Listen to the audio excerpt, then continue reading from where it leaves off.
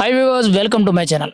మెయిన్గా ఈ వీడియోలో మనం మాట్లాడబోయే విషయం ఏంటంటే ఏపీ డిప్యూటీ సీఎం గారు అయితే సీరియస్గా ఒక ఎలిగేషన్ ఇవ్వడం అయితే జరిగింది. అది మెయిన్ ఏంటంటే తిరుమల తిరుపతి దేవస్థానం లడ్డు మీద ఏవైతే గత వారం రోజుల నుంచి చర్చ జరుగుతుందో దాని మీద అయితే పవన్ కళ్యాణ్ గారు అయితే సీరియస్ అవ్వడం అయితే జరిగింది.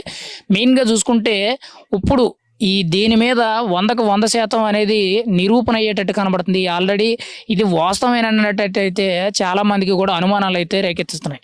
అయితే ఇక్కడ మెయిన్గా చూసుకుంటే పవన్ కళ్యాణ్ గారు అయితే ఆయన ఖచ్చితంగా దోషులను శిక్షిస్తాం, వీళ్ళ మీద విచారణ చేయిస్తాం అని చెప్పడం అయితే జరిగింది. మెయిన్గా ఎన్డీఏ కూటమిలో భాగంగా పైనుంచి సెంట్రల్ గవర్నమెంట్ తరపు నుంచి సిబిఐ కమిటీ వేసి ఖచ్చితంగా ఎంక్వైరీ చేయిస్తాం. సిబిఐ ఎంక్వైరీ చేసిన తర్వాత ఖచ్చితంగా అందులో నిరూపణ తేలితే మాత్రం ఖచ్చితంగా దీనిలో ఎవరెవరైతే నిందితుల కింద ఉన్నారో వాళ్ళందరికీ కూడా ఖచ్చితంగా శిక్ష పడేటట్టు అయితే చూస్తామని చెప్పి పవన్ కళ్యాణ్ గారు అయితే మీడియా ముఖంగా చెప్పడం అయితే జరిగింది. కానీ మెయిన్గా చూసుకుంటే ఇందులో ఎవరెవరు ఏమేం జరిగింది, ఇంకా టీటీడీలో అక్రమాలు ఏమేం జరిగినాయి, అవినీతి ఎక్కడ జరిగింది, ఇంతే కాకుండా ఇప్పుడు గత 5 ఏళ్లలో జరిగిన ఏవైతే దారుణాలు ఉన్నాయో అవి ఇంకా జీవితంలో ఇంకా రాబోయే రోజుల్లో ఎప్పుడూ కూడా రాకూడదు, ఇలాంటివి జరగకూడదు అనేటట్టయితే ఒక సనాతన ధర్మం కింద సెంట్రల్ లెవెల్లో నుంచి ఒక జాతీయ కమిటీ పెట్టి ఒక బోర్డును కూడా, అంటే సెంట్రల్ గవర్నమెంట్ తరపు నుంచి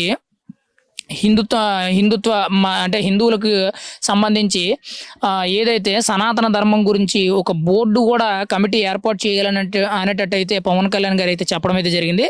ఖచ్చితంగా రేపటి రోజుల్లో ఏదైతే ఈ తప్పు జరిగిందో ఖచ్చితంగా దీన్ని ఉపేక్షించే విషయమే లేదు. ఇందులో సీఎం గారే కానీ లేకపోతే ఎన్డీఏ కూటమిలో భాగంగా సెంట్రల్ గవర్నమెంట్ నుంచి ఎవరెవరు ఏ యాక్షన్ తీసుకున్నా కానీ ఖచ్చితంగా దానికి మేము మద్దతు పలుకుతాము. ఖచ్చితంగా దీంట్లో జరిగిన తప్పు కానీ అవినీతిని కానీ ఖచ్చితంగా బయటకు తీసుకురావాలి, నిజానిజాలని బయటకు ప్రజలకు వెల్లడించాలి. ఇప్పుడు జరిగింది ఏదైతే తప్పు ఉందో రేపటి రోజుల్లో అసలు జరగకూడదు, అలాంటి ఉద్దేశం కూడా ఎవరికి రాకుండా ఉండేటట్టయితే తీవ్రమైన చర్యలు తీసుకుంటామని చెప్పి పవన్ కళ్యాణ్ గారు అయితే మీడియా ముఖంగా గట్టిగా వార్నింగ్ లాంటిది ఇవ్వడం అయితే జరిగింది. ఖచ్చితంగా మనం కూడా వెయిట్ చేయాలి, ఎందుకంటే ఇంకా దాని మీద విచారణలు అయితే జరుగుతున్నాయి. ఇటు కూటమి తరపు నుంచి చంద్రబాబు నాయుడు గారు వ్యాఖ్యలు చేయడం, అటు నుండి వైఎస్ఆర్సీపీ దానికి కౌంటర్ అవ్వడం అయితే జరుగుతుంది. కానీ మెయిన్గా చూసుకుంటే ఇంకా వాస్తవాలు ఏంటి అనేది, పూర్తి వాస్తవాలు అనేది ఇంకా బయటికి రాలేదు.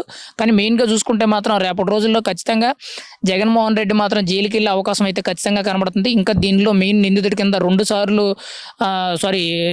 తిరుమల తిరుపతికి 2 సార్లు కింద ఎవరెవరైతే చైర్మన్ల కింద చేశారో వైవి సుబ్బారెడ్డి కానీ లేకపోతే భూమా కరుణాకర్ రెడ్డి కానీ వీళ్ళిద్దరి మీద కూడా చాలా అనుమానాలు అయితే రేకెత్తుతున్నాయి. ఖచ్చితంగా వీళ్ళిద్దరు కూడా శిక్ష పడే అవకాశం ఉందనేటట్టు అయితే మనకైతే తెలుస్తుంది. ఖచ్చితంగా ఇవన్నీ కూడా వదిలే సమస్య లేదనేటట్టు అయితే పవన్ కళ్యాణ్ గారు అయితే తీవ్రమైన వ్యాఖ్యలు చేయడం అయితే జరిగింది.